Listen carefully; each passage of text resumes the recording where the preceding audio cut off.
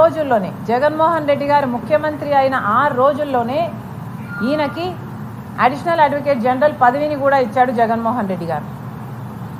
ఇది జగన్మోహన్ రెడ్డి గారి ఆదేశాల మేరకు జరగకపోతే ఈయనకి పదవి ఇవ్వాల్సిన అవసరం ఏముంది?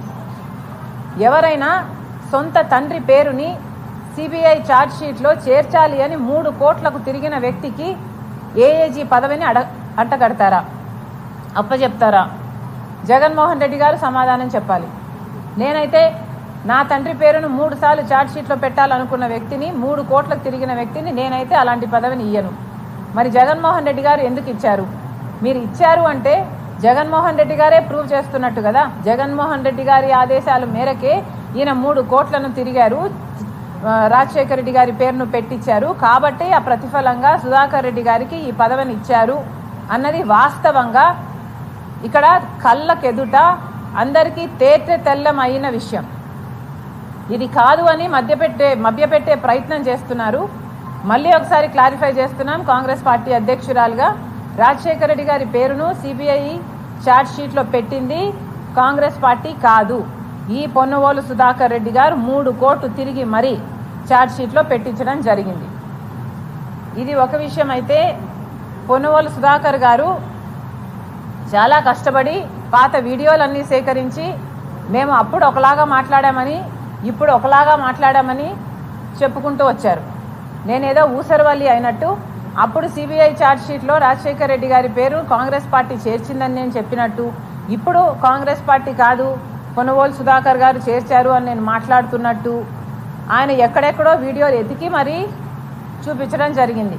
అయ్యా, మేము ఆ రోజు ఒకలాగా మాట్లాడి ఈ రోజు ఒకలాగా మాట్లాడుతున్నామంటే దానికి కారణము ఆ రోజు మాకు నిజం తెలియక మాట్లాడాము, ఈ రోజు మాకు నిజం తెలిసింది కాబట్టి ఈ మాట మాట్లాడుతున్నామని మీరు గమనించాలి. ఈరోజు మాకు నిజం ఎలా తెలిసింది అంటే మొన్న సోనియా గాంధీ గారి దగ్గరికి వెళ్తే ఆవిడ స్పష్టంగా చెప్పిన విషయము, నేను పెట్టలేదు Sharmila, I did not do it, నాకు ఆ బాధ ఏంటో తెలుసు. రాజీవ్ గాంధీ గారి పేరు కూడా ఆయన చనిపోయిన తర్వాత సిబిఐలో పెట్టడం జరిగింది, ఆ విషయం నాకే చాలా బాధ కలిగించింది. అలాంటిది నేను రాజశేఖర రెడ్డి గారి పేరును ఎలా పెడతాను, నేను పెట్టలేదు అని నాకు పదే చెప్పి ఆకాశానికి ఎత్తేశారు రాజశేఖర రెడ్డి గారిని. అంతవరకు నాకు తెలియలేదు, కాంగ్రెస్ పార్టీ చెయ్యలేదు అని. మళ్ళీ అదే విషయాన్ని మన ఉండవల్లి గారిని కలిస్తే ఆయన కూడా స్పష్టం చేయడం జరిగింది. ఇదే పొన్నవోలు సుధాకర్ స్టోరీ చెప్పింది కూడా ఉండవల్లి అరుణ్ కుమార్ గారి. ఆయన ఎంత మేధావో, సమాజంలో ఎంత పేరుందో అందరికీ తెలిసిన విషయమే. ఆయన స్వయంగా నాకు చెప్పేంత వరకు నాకే ఈ విషయం తెలియదు. ఏమని? సుధాకర్ గారు 3 కోట్లు తిరిగి రాజశేఖర రెడ్డి గారి పేరును ఛార్జ్ షీట్లో చేర్చడం జరిగింది అని. కాబట్టి మేము అప్పుడొక మాట ఇప్పుడొక మాట మాట్లాడుతున్నాము అంటే దానికి కారణము అప్పుడు కొన్ని నిజాలు తెలియలేదు, ఇప్పుడు నిజాలు తెలిసాయి కాబట్టే మేము ఈ మాట మాట్లాడుతున్నామని అందరూ గమనించాలి. ముఖ్యంగా పొన్నవోలు సుధాకర్ రెడ్డి గారు. ఇంకొక విషయం కూడా గమనించాలి. జగన్మోహన్ రెడ్డి గారు రాజశేఖర రెడ్డి గారు చనిపోయినప్పుడు రిలయన్స్ వాళ్ళ హస్తం ఉంది అని జగన్మోహన్ రెడ్డి గారు చెప్తే అది నిజం అనుకొని రిలయన్స్ సంస్థల మీద ఎంతోమంది రాజశేఖర రెడ్డి గారి అభిమానులు దాడులు చేస్తే ఈ రోజు వరకు కూడా వాళ్ళు కేసులలో ఇరుక్కొని ఉన్నారు. జగన్మోహన్ రెడ్డి గారు ఆ మాట చెప్తే అందరూ నమ్మారు.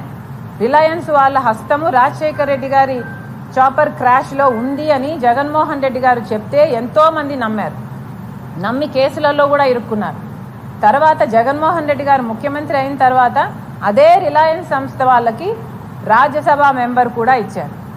అంటే జగన్మోహన్ రెడ్డి గారు అప్పుడు చెప్పింది అబద్ధము అని జగన్మోహన్ రెడ్డి గారు స్వయంగా తానంతకు తానే రుజువు చేసుకున్నారు. అంతేకాదు ఇదే జగన్మోహన్ రెడ్డి గారు వివేకానంద రెడ్డి